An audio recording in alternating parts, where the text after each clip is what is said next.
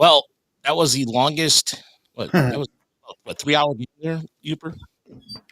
That was like a throwback to the old pre-pitch clock days. That was kind of those 3 hour games feel long now, Yeah, especially I when you mean, lose. yeah, because I know last week when the Tigers were at home, there was at least one or two games that was like 220, 290. I believe it was like under 2.5 hours. But Yep. Tigers lose the series. They lose the game tonight, 11-7 to the Nationals. And there was a couple things that came up during the series that we'll be discussing. And more, no Mike, no Chris. Chris is on a boat somewhere over some lake. And Mike is in Indianapolis watching the Indians play, the AAA affiliate of the Pirates. So it's just Uber and I, and no softball either. So no bad audio, no bad video either. So it's the first time I've been home on a Thursday night in a while, but softball doesn't start again until another 2 weeks. Yeah. But yeah, the playoffs was a bittersweet loss, but it was a team that we should have beaten. But like I said, it is what it is, and So it was like Tarek Skubal facing Lane Thomas. Pretty much. This is a team that then they sat next to us afterwards and were kind of braggadocious about the whole thing. And I thought that was kind of, Not good. You got to act like you've been there before, softball players. Come on. Yeah, and they didn't, and it showed. So, it is what it is. It's no big deal. But welcome to another episode of the Motor City Metrics podcast here at TigersMLReport.com. I am Riley Greene. Alongside me is Uper, like I mentioned. And it is again, a very weird loss in a way, Uper, because it kind of shows why the Tigers should be active at the trade deadline, even with everything going on right now in the AL Central being kind of a crap show right now.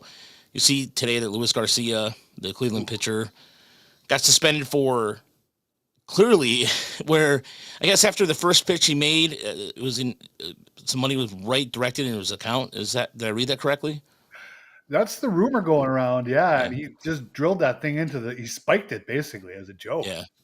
If that whole story is true, I mean, that was pretty bad.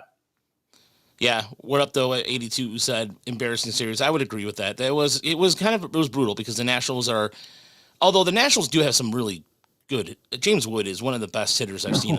I mean, he's only 22. And I think he's already got a 4 WAR already, Uper. 4 WAR. And we're not even at the All-Star break yet, technically. James Wood for Riley Greene straight up. Do you do it? Yeah. No, I think so too.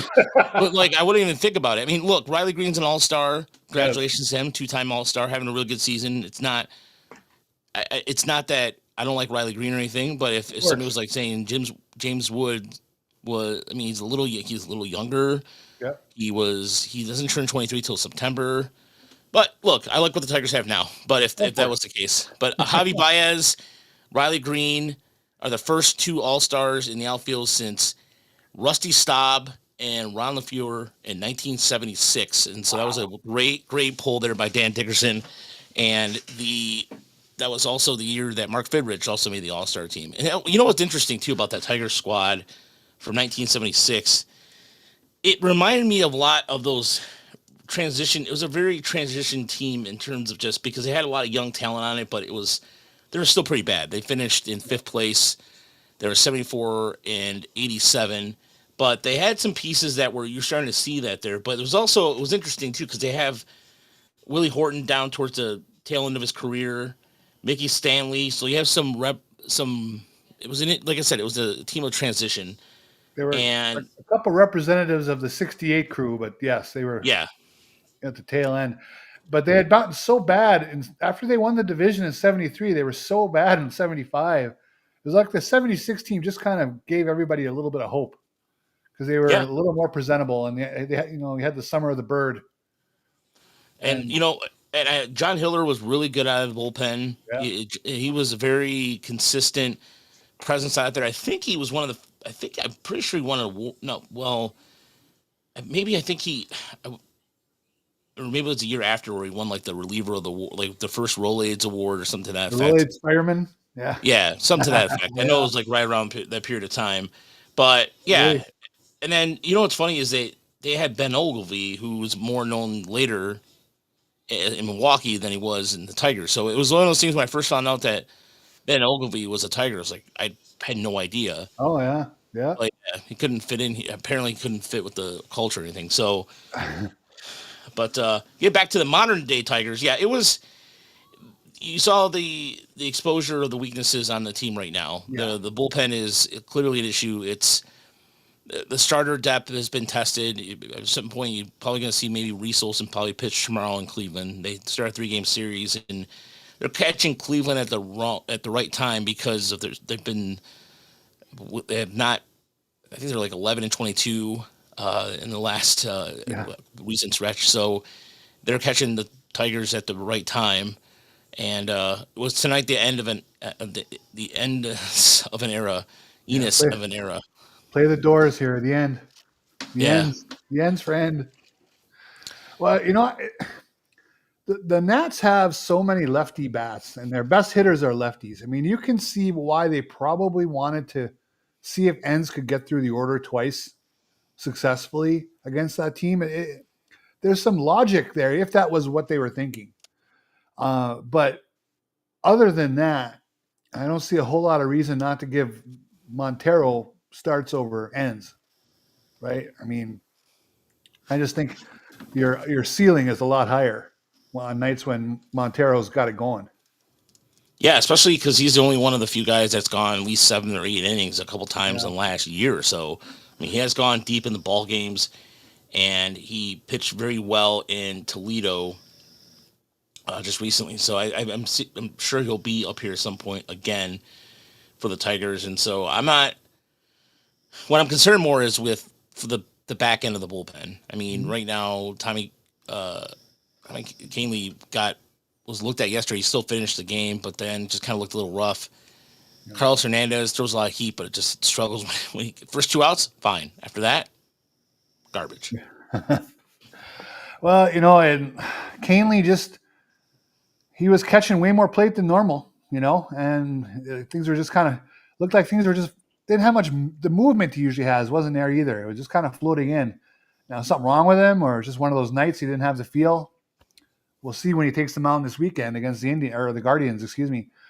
And then Hannafy comes in last night after Canely, and he gave up 2 hits, 65 miles an hour each one. So it was just bad luck. And then they couldn't turn a double play behind him, and that game spiraled out of control. And tonight they had another defensive inning that cost them 2 runs, and ultimately ended up costing them a shot at a comeback.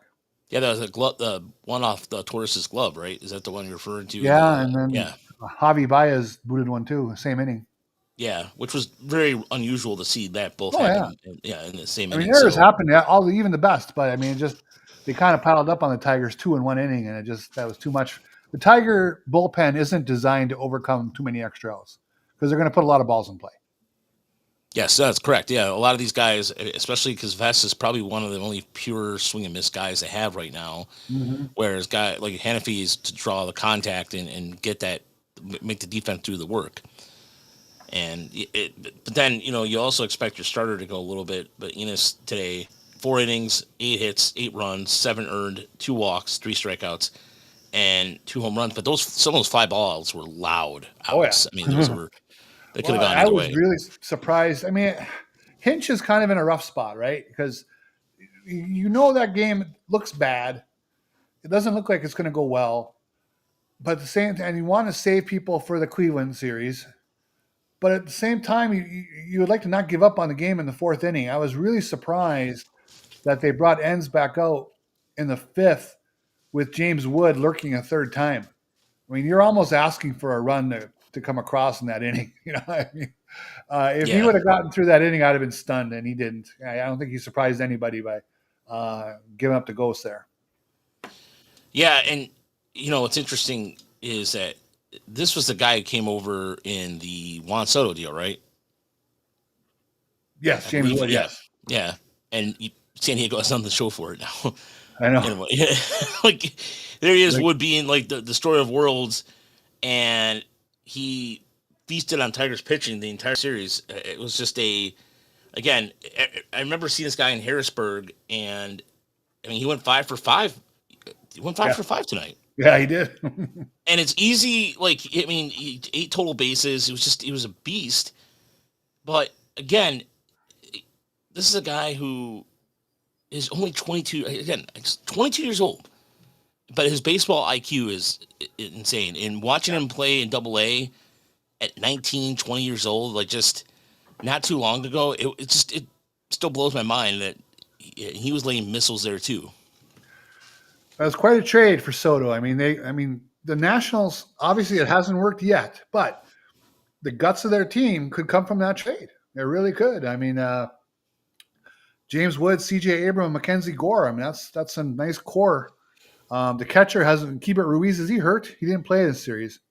I think he's hurt. Yeah, I think he's hurt. Yeah, and I think there's someone else. They got a fifth player in that trade too, and it's escaping me at the moment. But it looks like the Tigers did not pitch well, so they made the Nationals offense look pretty damn good the last 2 nights. But there's definitely some guys who can hit. Their pitching staff looks really thin. I mean, that's where I think they need that. They got that Travis Sikora coming up, but I think they need more than that. Oh yeah, no, I agree with you. It's the Nationals in terms of pitching wise are horrible across the minor league system. I think there's like 2 teams that have, I believe, over 5 ERA. I'm pretty sure. So there is very the Nationals are not very pitching depth wise. They're terrible right now. They need more arms, and I'm sure they're going to probably address that at the draft. And speaking of the draft, by the way, we're going to probably be our next show will be all draft focused. We'll probably do a draft preview show for next week, and so then Uper will be joining us on our draft show because our show this year is going to be unique because the Tigers don't draft till 24. So the night of the draft, we'll be watching the draft in the background. We'll be talking Tigers the entire time. We'll have some special guests in and out, and it will be on the Tiger Minor League Report feed. And but it basically will allow us to kind of dissect a lot of things. That'd be fun. The first half of the season. So more details on that on our respective social media channels. But yeah, it's you look at the fact that the Tigers, as far as even like Olsen goes too, like I know they've been watching him quite a bit in Toledo. So they're going to come. It really feels like they've nursed him along. Yes, they haven't rushed it back.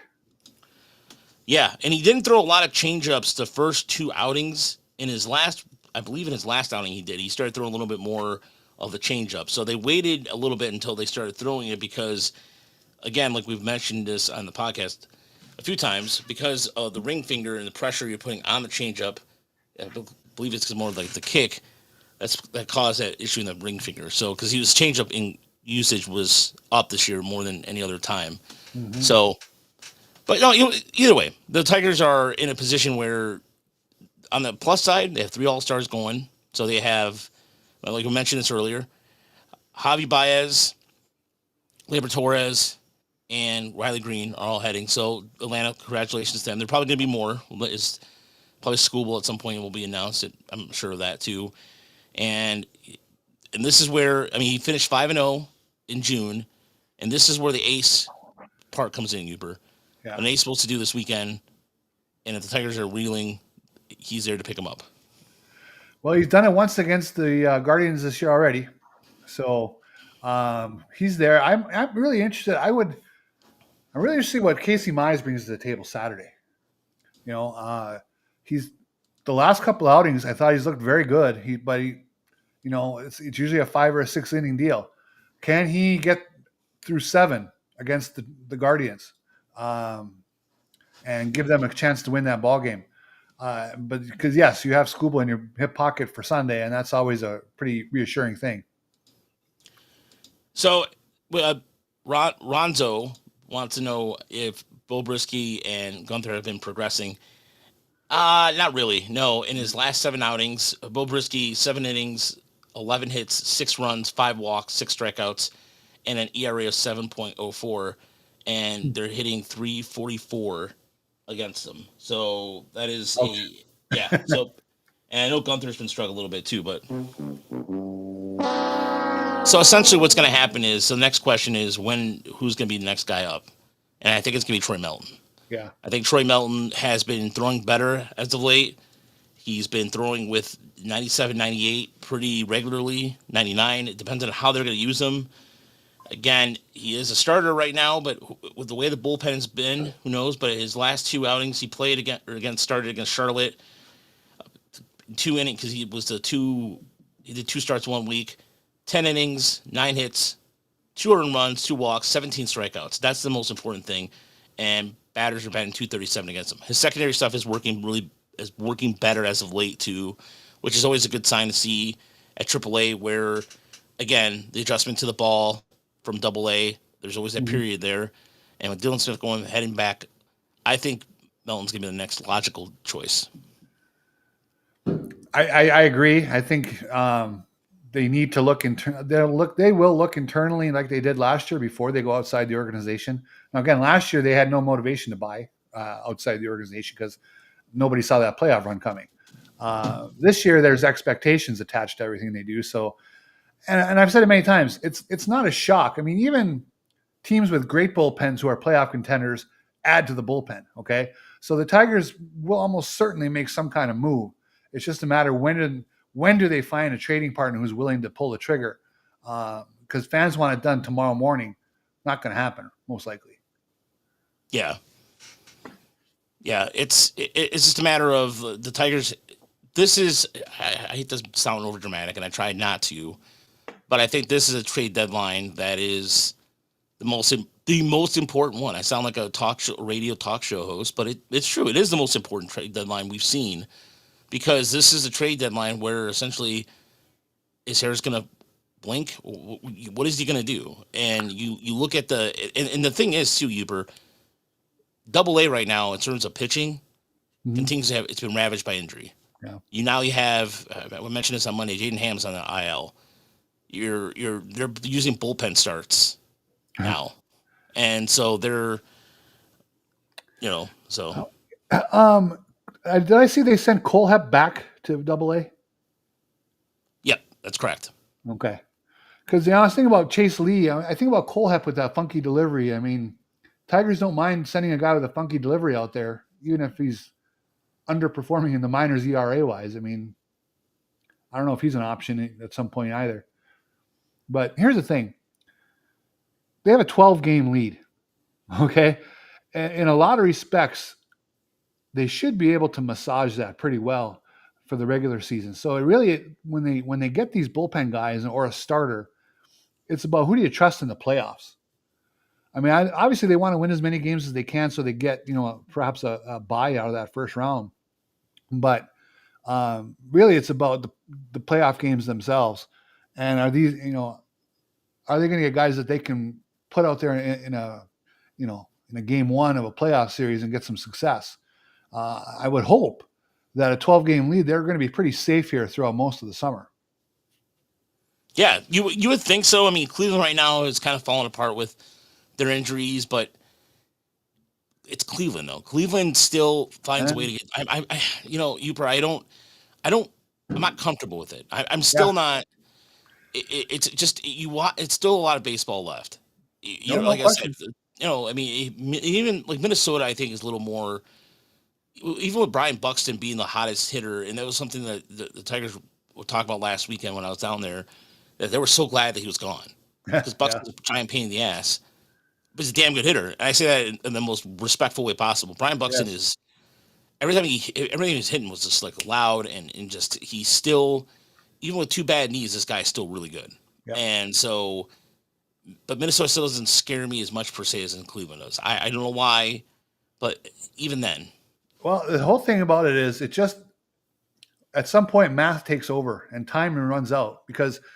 And again, there's no guarantee the Tigers will play 500 baseball, but if they play 500 baseball from here, the math for Cleveland to catch them gets a little overwhelming. I mean, they would have to play some absolutely stunning baseball over the course of 2.5 months. They would have to basically play like 625 baseball, which is for a team that's been 500 through 88 games, that's asking a lot.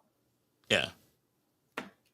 Yeah, it's asking a lot, and these two teams, the Tiger, in terms of the Tigers are really in a position to just if they can hold managed against Cleveland this weekend, and next week kind of stay above 500, I think they have a good chance to, really kind of lock it down for now. And I agree with you, Connor. Connor on Twitter says they just need the absolute lockdown guy in the back of the pen to pair with Vest and Kaylee. And I agree with you. I think could that be Troy Melton?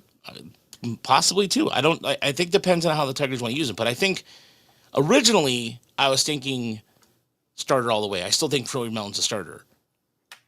But if at the same time, it's almost like you're damned if you do. If you use him as a starter, then it's one less guy you can potentially use as a flamethrower down in the bullpen too.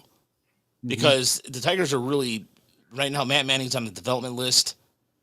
So that's the AKA the hot and ready list. Maybe possibly, get out of here soon. I don't know. It could mean anything. It doesn't necessarily. We've seen players come back from that. Gage Workman came from that at one point. Came back from that. So it's not a guarantee for sure thing. But for how shortage all the bullpen is, and you're still not considering Manning. Yeah, it says a lot. Yeah. I mean, just exactly as Chris would say, you can tell a lot how the org would treat you that way. So, but let's go to our first segment this week. We're going into the inside numbers because there's a lot of stats this week that stand out to me across baseball, but most importantly, involving the Tigers.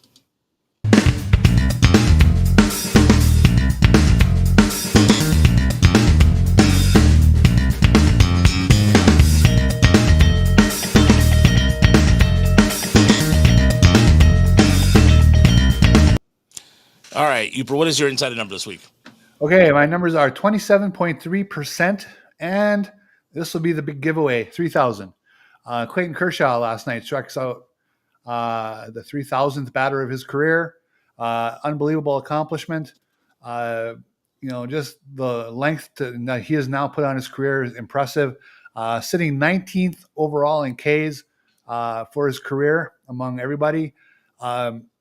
The cool part is among those top 20 in strikeouts, he has the fourth highest strikeout percentage at 27.3 of all of those 20 guys. Wow. And the guys ahead of him, you may have heard of some of them. Scherzer, the big unit, and Pedro. So he's in some pretty auspicious company. So I just want to send out congratulations to Clayton Kershaw, and it's impressive that he's kept his body's been threatening to fall apart for a long time, but he hangs in there, hangs tough, and keeps going. No, kudos to him. That's a pretty impressive stat there, considering too that it was somebody mentioned earlier. Well, the Tigers had a chance to draft him, and they asked Andrew Miller. I don't think anybody saw that coming, but again, it just he is he's an iconic pitcher, and he's also his best friend's Matthew Stafford. Remember? Yes, he is. I've heard. Yeah, it's crazy. That joke always seems like to come. That's a too easy of a joke. Yeah, that's always fun though. Yeah, it is always fun. That's true. So my number is number 16, and that is the number of wins that Toronto has had in May and June, as Toronto is now tied for first place in the AL East. The Toronto Blue Jays. I got to give them a lot of. We know they have the offensive power. We know that this is a team that is capable of swinging a bat because you have Vlad Guerrero Jr. back there. You have a couple guys in Bo Bichette, who's in a contract year, but they've been getting a lot of production from guys like Ernie Clement, who's coming into his own, having a really good season. And this is, I know that Anthony's Santander. How am I saying it? Santander. Thank you. Santander, bomb so far. Only 6 home runs. He's batted 179, but they're getting production from guys like Addison Barner, George Springer's. George Springer's having kind of a resurgence a little bit. Yeah. But it's Toronto's basically doing this on a 4-man rotation, which is really rare to see. Uper. Yeah. We don't see the 4-man rotation that much anymore because it's kind of that is old school as it comes. Probably not since the 70s or late. Well, correction, because that goes in the 80s a little bit. Because the 80s. The Braves were kind of on a 4-man for a while there. Yeah, and then they throw in guys like Kent Merker in there, and So but I watched the Canada Day game against the Yankees. with the Blue Jays, and George Springer looked like he's found some fountain of youth. I mean, he really looked impressive. But yeah, Addison Barger, people, I'll be honest, I'd never really heard of the guy until about 6 weeks ago. And he's just been killing it for them.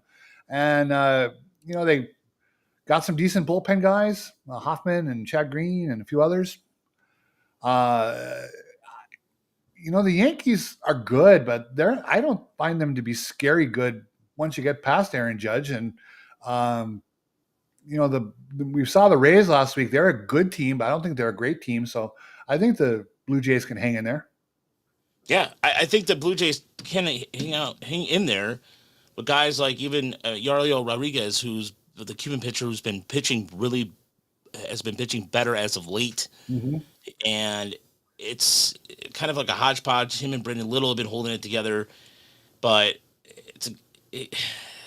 Eric Lauder. Who the hell is Eric Lauder? So it is. I think the AL East is a little wide open. The Yankees, of course, now with the trade deadline coming out, of course, every single name known to man. The Yankees are interested in this guy, and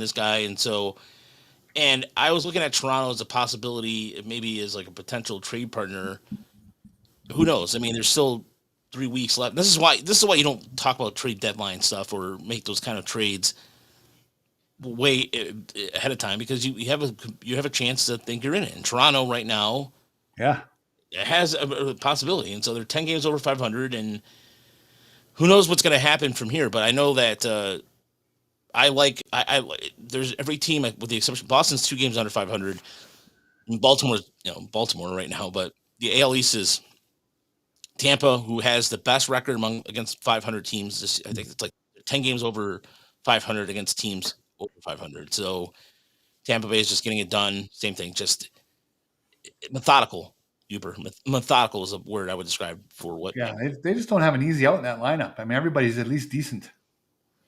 Yeah, that's a team too that I think basically would be able to get a couple guys on the fringe trade deadline. I mean, of course, they are playing in a bandbox. Yeah, that does help. I mean, we learned that the hard way, but I think if they get a couple guys on the fringe that can help them out, I think that they're again just getting really good pitching. It's a rotation that really does not, if you're over 30, you're basically Logan's Run, essentially, as a starter, with the exception. Pete Fairbanks is in the bullpen, but I say their starters are Logan Run, because when they hit 30, it's like, dee-dee-dee-dee-dee. Yep. I like it. I know I made a really obscure reference there for those under 30, maybe not know what Logan's Run is. I'm not sure. Yeah, 40. 40. Audience participation tonight has been a little light, which actually I don't mind, because last week we had a few people that were a little out of hand, a little unruly at first. But if you are listening or watching, thank you for participating. But yeah, let's continue on, and let's go into the good, the bad, the ugly this week.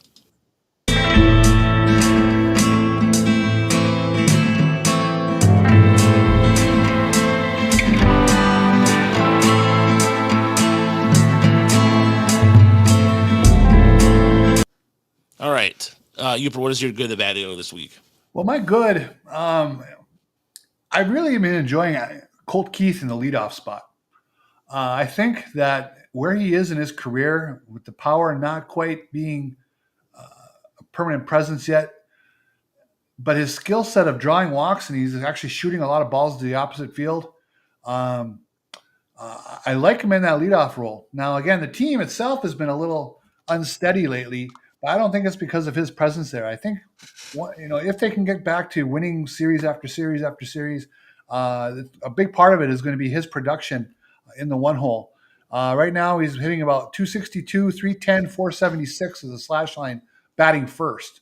And again, I would have guessed that on base percentage was a little higher, because it just feels that way to me.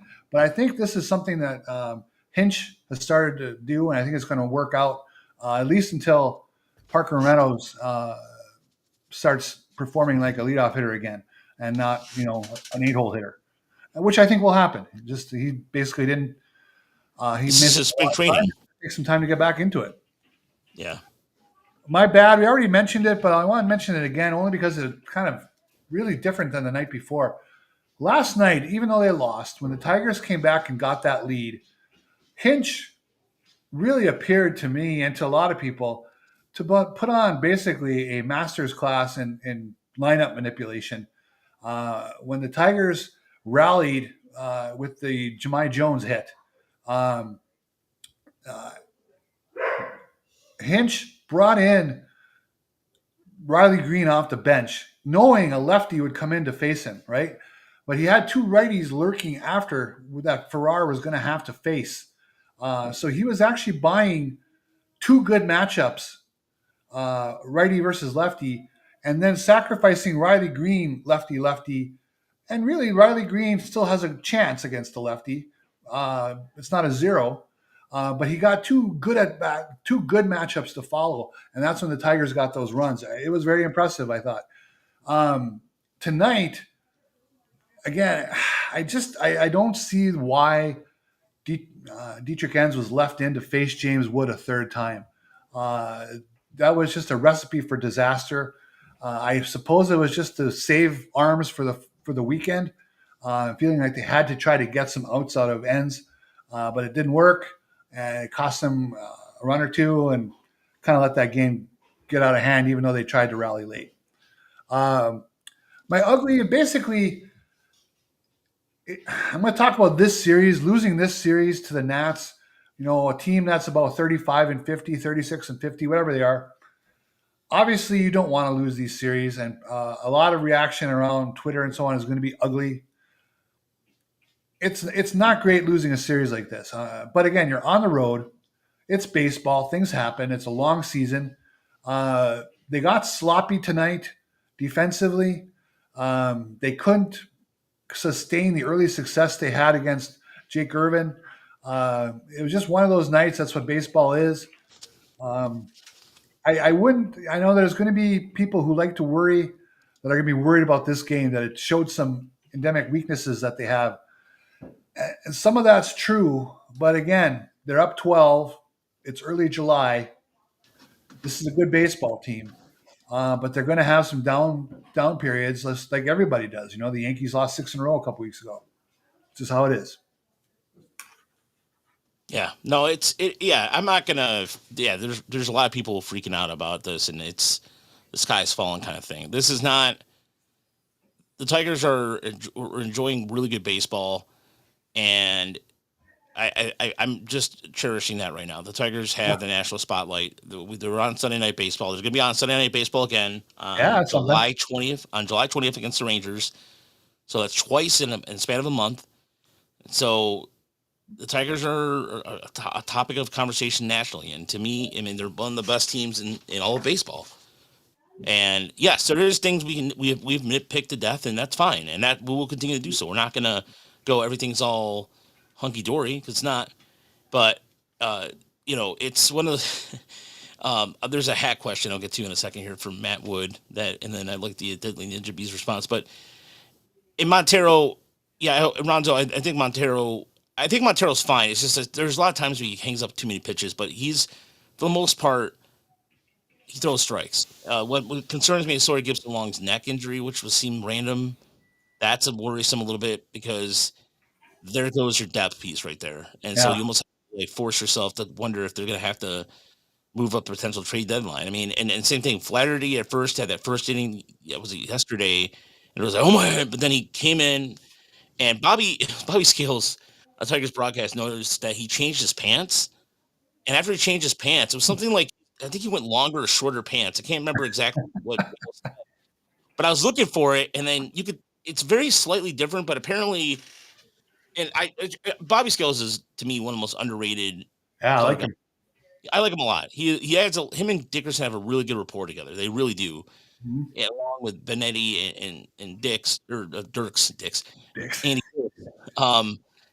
But I like it. sorry, yeah, it's they have a good rapport. So it's the type are very fortunate to have that kind of depth. But Matt wants to know, Raheli, would you mind letting the right people know in West Michigan and the area to order some 59 hats in low profile? Us small amount people will really appreciate it. Thanks. I will let them know because on the other hand, have a massive melon. Wear a, let's see here. This is an 8. Yeah, I wear an And 8. yep, I wear an 8, a 7.58, but I will pass it along because I know some good people in both respective areas. Especially, I don't know, Matt, or if you're looking for a moon mammoth one, let me know.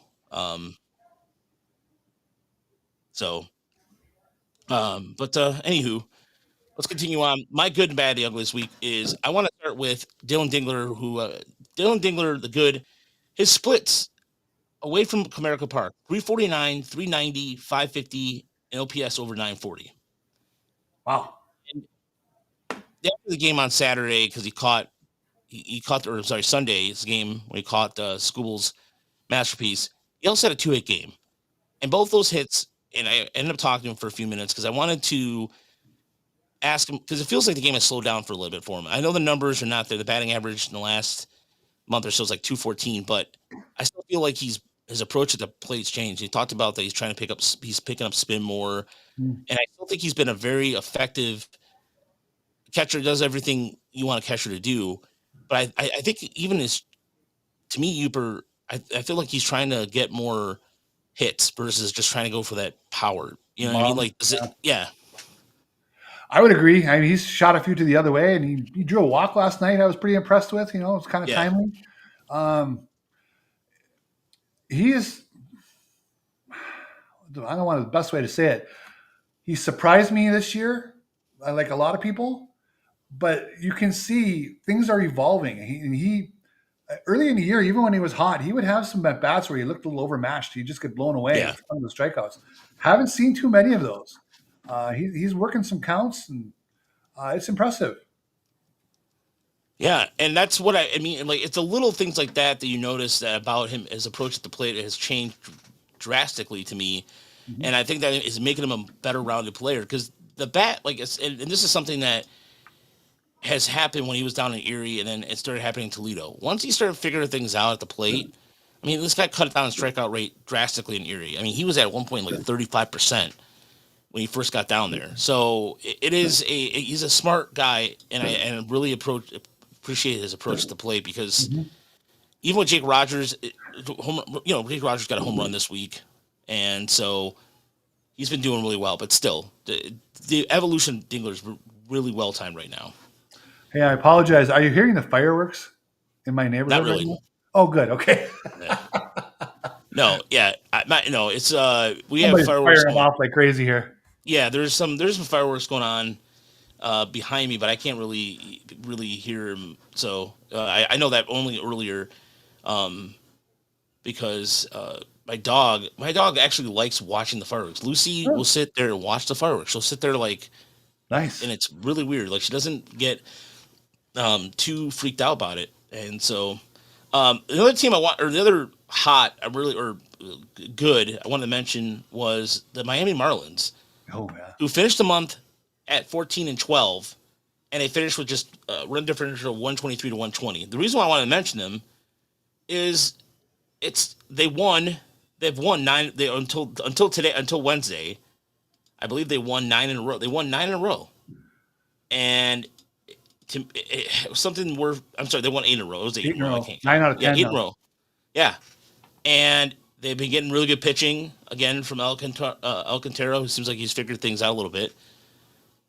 Imagine being a Marlins fan, though. You know full well that it doesn't matter because they're not going to spend anyway.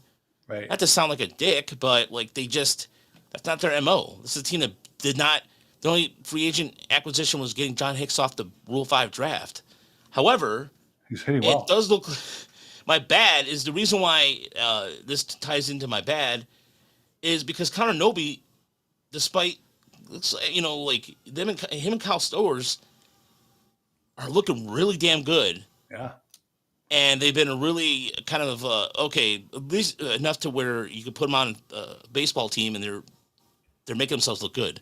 Mm-hmm. Meanwhile, Baltimore is getting Trevor Rogers is starting to figure things out again for Baltimore, but now Baltimore's so far back it doesn't matter. Yeah. Yep.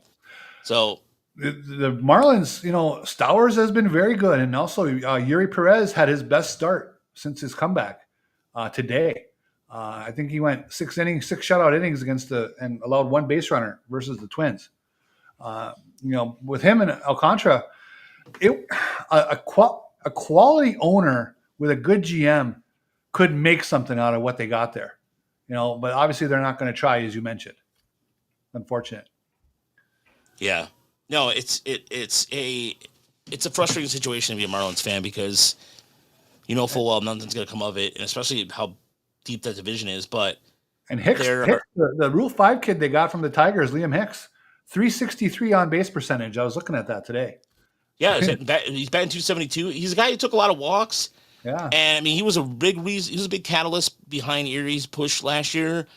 He really took over last year that number 1 catching position, with Elijah Alfonso kind of being relegated to being a backup, and I thought Hicks was gonna stick around and be a potential call up, but Miami, credit to Miami scouts there on that. Yeah, they got that one right. Yeah, they definitely did. And my ugly this week involving it's sort of baseball related, sort of not baseball related. So the least outside of the Luis Garcia thing is ugly because it's the first time where you're gonna go, okay, how many it ties into the Tiger or Detroit too. Malik Beasley is under federal investigation. Sports gambling, people do it.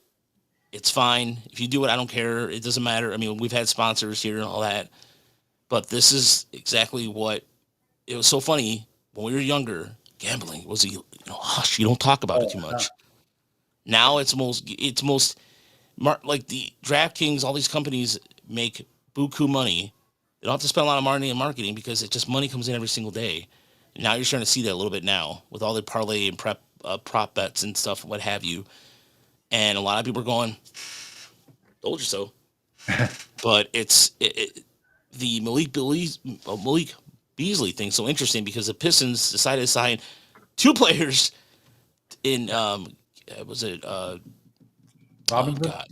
Yeah, Duncan Robinson and Carvis, or is it? Karis LeVert. Yeah, 2 former Michigan products to compensate for Beasley being investigated. So I think it's setting a slippery slope that's just going to continue to get worse. We're going to hear more stories like this. Oh, it's sad that it's carried on with a player onto the field. If it's true, if this is all true, I mean, obviously, right. I have to throw that out there. But just the fact what the internet has done to change our society too is the fact that they can have prop bets instantaneously out there that people can bet on, and just the fact that it might have been for if the stories are true. With Ortiz, that the first pitch of the inning was going to be a ball. You can bet on that. He spiked it into the dirt. Well, okay, that's not a bad way to win a bet.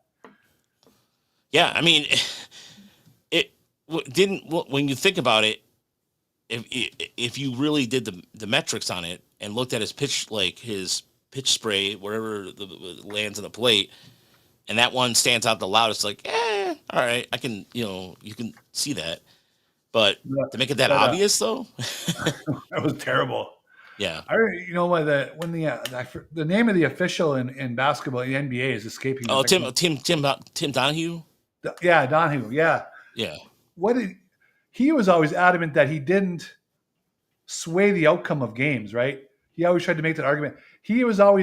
Someone was betting the over under, and if they bet the over, he just called 1 million fouls on both teams, and they got over, but in his mind, teams were still deciding who won the game, just with a real tight, everything was being called, but it's still a joke. I mean, he's obviously affecting the game, but that was his try to get out of jail free card.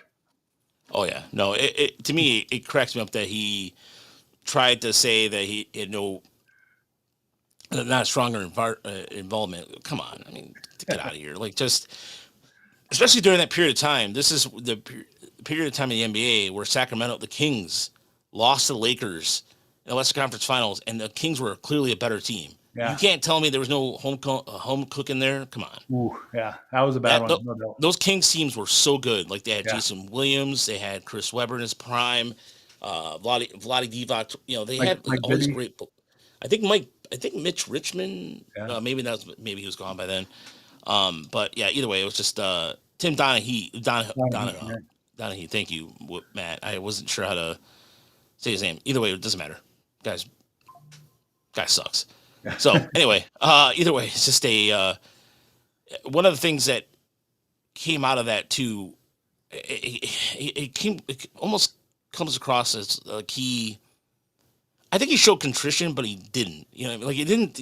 I don't know. Like sometimes I felt like in some interviews he does come across as like, I'm sorry, but then sometimes like I'm just sorry I got caught. Yeah, that's the big part. Sorry you got caught. I think that's accurate. Yeah. So as far as the schedule coming up for the Tigers, they are, like I mentioned earlier on the top of the podcast, they are heading to Cleveland to take for a 3-game series starting tomorrow. So the Nationals did them no favors, but at least the game's at night, or the game. I think let me see if the game is during the day tomorrow or. No, I think it's tomorrow. Is it a night game tomorrow? I'm pretty sure. Okay, let me triple check that here. It is, yeah. So 7:10 start tomorrow for the Tigers, and then they have two night games back to back. So 7:10 and 7:15, and then a 1:40 on Sunday. Sunday, I might go to the game on Sunday. So Olsen is scheduled to start tomorrow against Slade Cianconi. So that's gonna be a really good matchup for both squads going in. It's the Cleveland, like I said, the Cleveland has struggled. However, they do have a series lead against Tigers this year, 3-1. So this is a chance for the Tigers to kind of make some leeway there. And right now it's still 0-0 in Chicago with the Guardians and the Cubs. Bottom of the ninth, Cubs about to bat. I think the Cubs are going to win that game either walk right now or walk it off or win in the 10th inning.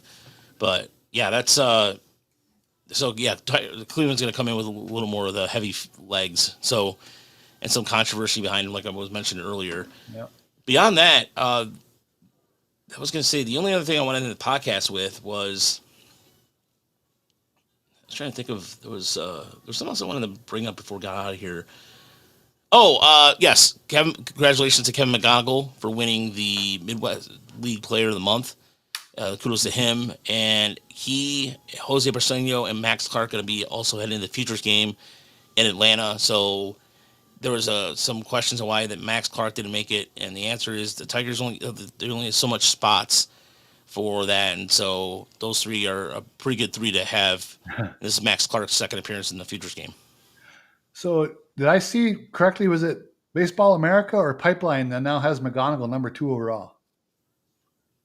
I want to say that was MLB Pipeline. Let me double check that. He was number 2 somewhere with one of those two sites. It's very impressive. You know, it's just interesting.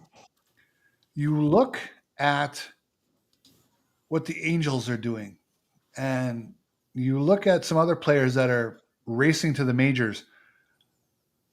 How legit is it to see Kevin McGonigal in the first half of next year? Say before Memorial Day.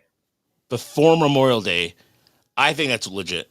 I really, from what I've heard and what I've seen, like in terms of just guys that are the Tigers have right now, and depending on who they make, room for and what have you, yes, Kevin McGonigal is the best Tiger hitting prospect we've seen in a long time. Oh yeah, and there's people in the organization that believe that he could play in the major leagues right now, and that doesn't happen very often. I can tell you that, like from what I've heard. I'm not gonna pull a Harris Fulmer and tell you that I've heard things that I haven't or anything. But like McGonigal's number 3 on Baseball America, number 7 on Pipeline for some strange reason. Okay, well I was close. Yeah, but he's behind Connor Griffin, who's really good talent, and Roman Anthony, and those are 2 really good players. And Jesus Made is right behind him at number 4. Yeah. The top 5 on Baseball America is pretty strong. Anthony, Griffin, McGonigal, Made, and Mizorowski for the Brewers. That's, like I'm saying, you know what I'm saying? Like that's a really damn good. Have you watched any of Mizorowski? Yes, I have. That is the definition of nasty shit right there, man. Yeah, that is ankle breaking. You talk about ankle breaking. Yeah. Like that one, Marlin, that was just like he looked like he crumbled. Like you just like you have no chance. it literally falls off. It falls off the face of the damn earth. I hope that kid stays healthy. That was fun to Oh watch. yeah, yeah, That is yeah. fun to That's watch. true. Like it's just you're kind of like but it's an example of Milwaukee continuing to develop pitching. I mean, I know that granted, Stearns now with Miss Olorowski. I like that. That's a good Sprout, I nickname like right it. there. Yeah. But David So Stearns is now with the Mets. But yeah, tell me this. Let's go back to McGonagall real quick. And I know this is yeah. way too early. And this is October, November. This is November stuff. I get it. But people saying, hey, got to re-sign Gleyber Torres. Do you? I mean, if McGonagall's here at some point next year, do they really invest 3 years or more in Gleyber Torres? I Or understand why. do they make Go a ahead. qualifying offer for him? And You make a qualifying offer and get that draft pick. That's yeah, what you do. I think so too. I think that Cole Keefe can handle third. If they, I think McGonagall could play short long term too. If they, I don't like. There's a lot of possibilities with McGonagall, but I'll just say this: it's rarely rare when you're hearing guys tell you that they're like, yeah, he can play there now because his ability, his eye, his hand coordination, his skill set at the plate. You almost forget that he had a hand injury, like the hand bat injury that was robbing him his power. Nah, I mean, he's recovered pretty well. That is amazing. I agree. Yeah, the fingers crossed that he stays healthy. But McGonagall, you're probably going to see him in Erie after the All-Star break, more than likely, because the timing now is perfect, essentially, because the John Oliver game is on July 19th. John Oliver will be in Erie on July 19th, which is a Saturday. That is when the Moon Mammoths play. And Chris and I will be in town Friday and Saturday, possibly Sunday too, more than likely. And just right after All-Star break, it makes perfect sense. Will it happen? I mean, it does. There was a question the other night. Somebody mentioned this on the minor league podcast. Are the Tigers going to keep the big three together so they can break the Appleton Foxes record of 1977 of team that won? I believe they won like 95 games, and that team have fielded 4 or 5 regulars, including some Cy Young award-winning Lamar Hoyt on that roster, who I think he won 19 games for them when that was a thing. So we'll see. But McGonagall to me can make the big league roster next year. You know me, Uber. I don't say shit like that easily. I hear you. The only person I was really like, I was like, get Cole Keefe up here. Was like, and hey, it's I don't brag very often, but yeah, I'm with you. So here's the other thing, Bryce Rayner. Now, obviously, we're not going to hear much about him for a long time. They don't talk a whole lot about injuries.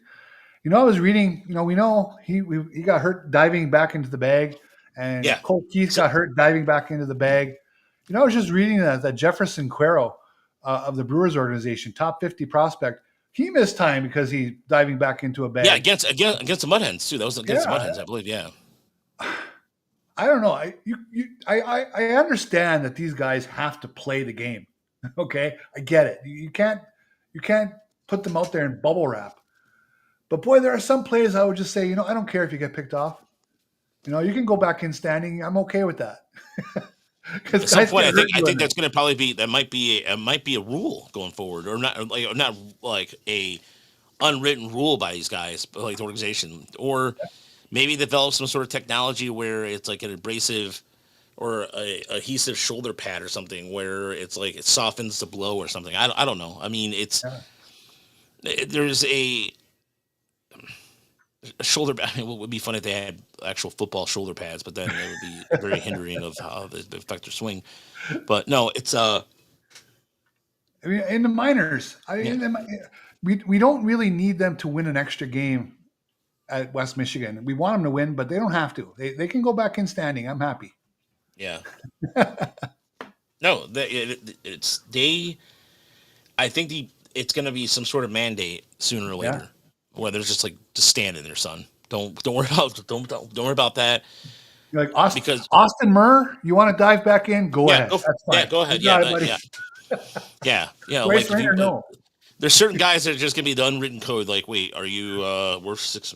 No, don't do it. Don't do it. But you didn't have a draft bonus. You can dive. Dive all you want. You're gonna be going to indie ball in a couple years.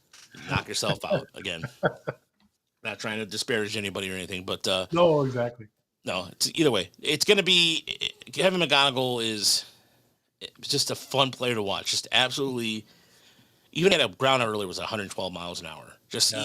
Everything is like a missile off him, and so and Clark's been hitting better as of late. He's been hitting balls more lift, so that's progress. And yesterday Jose Briseño had a home run that was 112, and the launch angle made him like very unique. So Briseño also came up higher than, or I think he was coming lower than Tyrone did, and a lot of people were kind of questioning about that. And you're right, but I think it's also because he's at Double A versus High A, and that's why. But Yeah. it's just a matter of time. It's just a matter. Briseño is going to be there shortly, so we'll see. But I think it's going to be Erie's going to be a fun team to watch in the second half. Oh my gosh, you ain't kidding. I'm jealous you Yeah. guys are going. That's awesome. Yeah, now just need more pitching. Going back to the major league team real quick. Is it? And again, I've been a Torkelson guy. I was on Torkelson Island, one of the last people there for a long time. It looks like his swing is he's getting back on time. He's also looked like he's getting back on balance. For a while there, he was taking a lot of big hacks and looked off balance. Now it looks like, he is really staying on the ball, on balance, and he's just smoking a few balls. I think if Riley Greene can stay hot and Torkelson starts to really pick up, I think this team's going to be just fine. People don't have to worry about losing a series in Washington. I would also consider moving McKinstry back up. When they're playing their best this year, they had McKinstry at the top of the order. And I would think about that as well. I think they're going to be in a little bit with, with a little bit with Keith. I think you're right about that. I think McKinstry could be maybe I don't want to say two-hole, maybe in a two-hole. He was hitting, 2-3 holes. Yeah, I mean, something to that effect. Yeah, Torres, so it's a tough thing. But at the same time, I do like him more at the bottom of the order because it does give them a little bit of a kind of a pick me up a little bit when they have that lull right now with Meadows still technically in spring training mode, and then if you have Rogers catching, so it's kind of there. But Devin, real quick here, Devin Ninja Bees, how many guys are off limits when it regards to trade? I don't think there's maybe I know Harris said there's nobody off limits, but come on, Briseño, McGonigal, that's really about it. I think everybody, and even Max Clark, I think he's even if anything, if somebody's like here's Sandy Alcantara and somebody else or whatever, if there's a team that's overwhelmed with an offer, I don't know. It depends on how they evaluate their. It's just so hard to tell who's going to be selling right now. Yeah.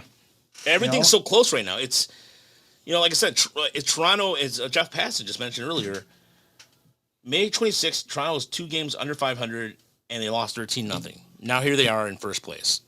Yeah. What are you going to do? Michael Brooks says, jumping in a little bit late tonight, just catching up. Flaherty did switch pants from high socks to long pants between the second and third inning, I believe.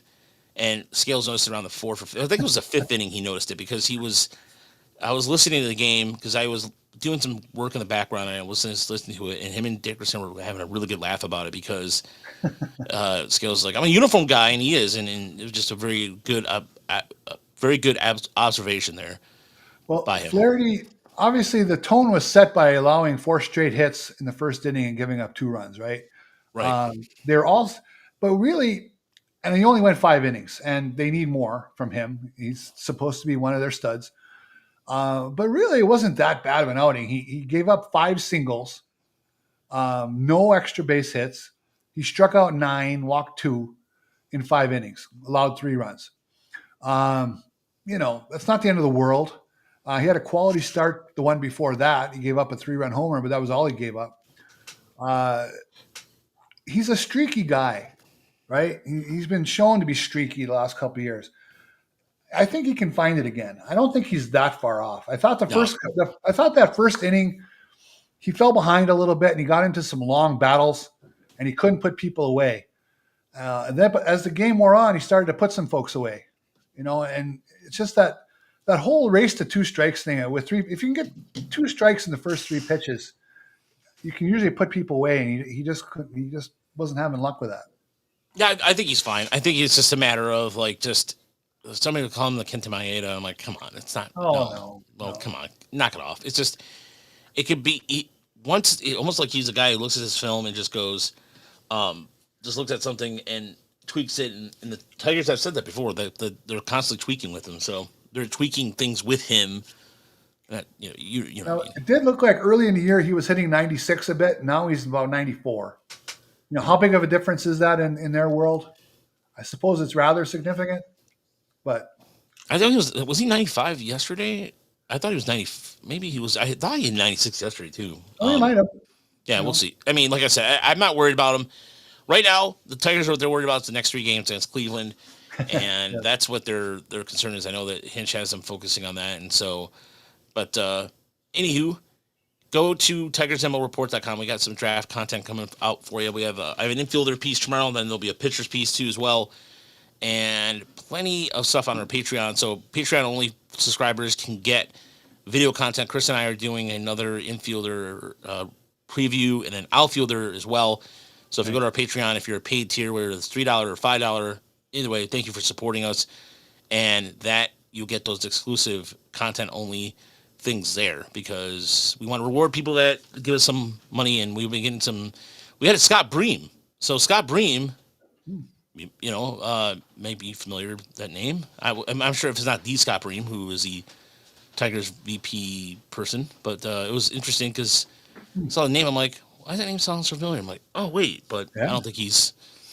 I don't think it's the same guy, but Might be. It might be. Who knows? Who knows? If he's supporting our work, thank you. That's really cool, and we appreciate it. And like I said, it's it's draft season. Draft is just 10 days away, and we'll be broadcasting live all 3 rounds. So there will be a lot of guests, a lot of coffee, a lot of just because it's just gonna. That's our longest show of the year. It's 3 hours. We did 3 hours last year. We did 3 hours a year before, almost 4 hours. So it's a lot of like in and out. And I'm working on the graphics right now. It's going to be a lot of production. Ashley's going to be joining us too. Bentley. Scott Bentley is such a saint. I love Scott Bentley. He comes on every year, does a show, and is a guy who I need to have tacos with him again soon. We've been talking about this for a while, but we're just so busy. And also Microwave Nick from Woodward Sports will be joining us too as well. I'm starting to get to know him a little bit more. Ballpark, just a hardworking guy doing the same thing I was doing at Woodward, and give a shout out to him because he's done some really good work, and he got he asked Brian Buxton a couple questions, and so he does outstanding work. And I just want to give him a follow on Twitter if you can. Microwave Nick, he's a good guy. So for myself, Chris, and Mike, who's somewhere in Indiana, I don't know. I think he went on. Yeah, he had a little bit of mini vacation. Last question. Late to the party here, but we got any news on Alex Lang. He is right now pitching in Toledo. He had a scoreless outing yesterday. I still think he's still a little ways. I still think I still need to see some more swing and miss stuff. I'm just being honest. I've watched every pitch you guys do, and thank God for you and Chris. You post every pitch he throws. Right, there's still a lot of non-competitive pitches. A lot of meatballs. Yeah, well, yeah, and also just pitches. There's no way anyone's going to fish for. He throws at least 2 or 3 55-footers every appearance. Yeah. So he's getting guys out, and that's good. But I don't know.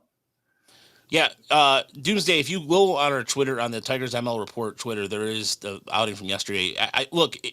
It's when, I think especially against lefties, Uper, I think that's where he's going to struggle, because I don't think the swing and miss stuff is there for lefties. I think that it doesn't.